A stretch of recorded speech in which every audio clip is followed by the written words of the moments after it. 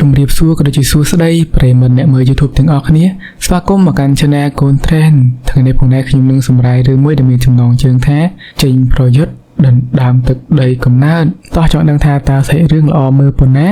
តាមដានទស្សនាជាមួយខ្ញុំទាំងអស់គ្នាសាច់រឿងបានបង្ហាញពីបេសកកម្មប្រវត្តិសាស្ត្រដ៏អស្ចារ្យរបស់ពូជសាសន៍ Protoss ក្នុងការប្រយុទ្ធវាយដណ្ដើមយកភពកំណើតរបស់ខ្លួនដែលមានឈ្មោះថា Aros ត្រឡប់មកវិញចេញពីការត្រួតត្រារបស់ពូជសាសន៍សាឡិតបិសាចសើកនិងដើម្បីតតាំងជាមួយនឹងបិសាចបុរាណ Amonក្រុមអ្នកប្រយុទ្ធ Protoss មួយក្រុមតូចបានបញ្ជូនខ្លួនចុះមកលើផ្ទៃភព Aros ដែលជាភពកំណើតដ៏សោកសៅរបស់ពួកគេគោលដៅដំបូងរបស់ពួកគេគឺដំឡើងចរន្តថាមពល Pylon ដើម្បីបើកទ្វារ Web Gate ឲ្យកងទ័ពធំអាចបញ្ជូនមកបានខណៈពេលដែលសាឡិតមេកានិកកំពុងរៀបចំដំឡើង Pylon នោះពួកបិសាចសើករាប់ពាន់ក្បាលបានរត់ស្រោចមកវាយប្រហារយ៉ាងសាហាវឃោរឃៅកងទ័ពទាំងប្រមាណអ្នកត្រូវប្រឈមមុខនឹងសត្រូវដ៏ច្រើនសន្ធឹកសន្ធាប់ដោយគ្មានភាពភ័យខ្លាចដើម្បីការពារ Pylon និងពន្យាពេលឲ្យបានច្រើនបំផុតនៅក្នុងការប្រយុទ្ធដ៏តឹងតែងគ្រូមន្តអាគមរបស់ Protoss ចំនួន2នាក់បានសម្រេចចិត្តលះបង់ជីវិតដោយរួមបញ្ចូលថាមពលប្រ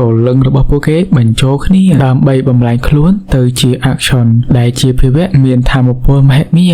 Action បានបញ្ចេញរស្មីថាមពលបំផ្លាញសត្វសើកជាច្រើនដើម្បីទប់ទល់ការវាយប្រហារនេះការវាយប្រហារកាន់តែខ្លាំងទៅ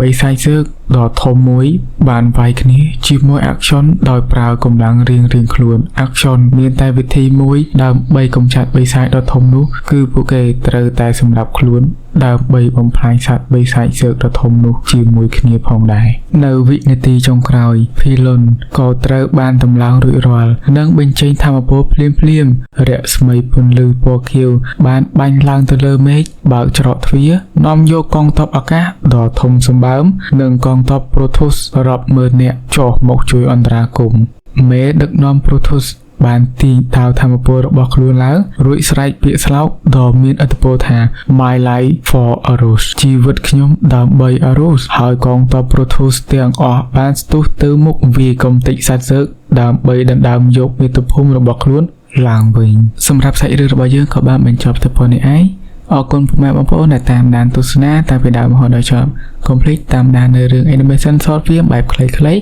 នៅក្នុង Channel មួយនេះផងដែរបាយបាយ